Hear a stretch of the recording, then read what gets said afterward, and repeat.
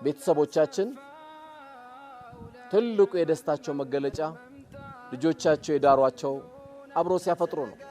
በዚሁ አጋጣሚ አላህ ከሰጠ አንዱ ሳምንት እናቱ ጋር አባቷ ጋር ብናፈጥር ማንነታችን ከፍ ይላል እንጂ ዝቅ የሚያደርግብን ነገር ምንም የለም።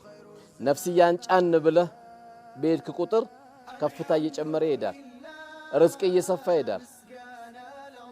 ዑምርንም አላህ ያረዝመዋል።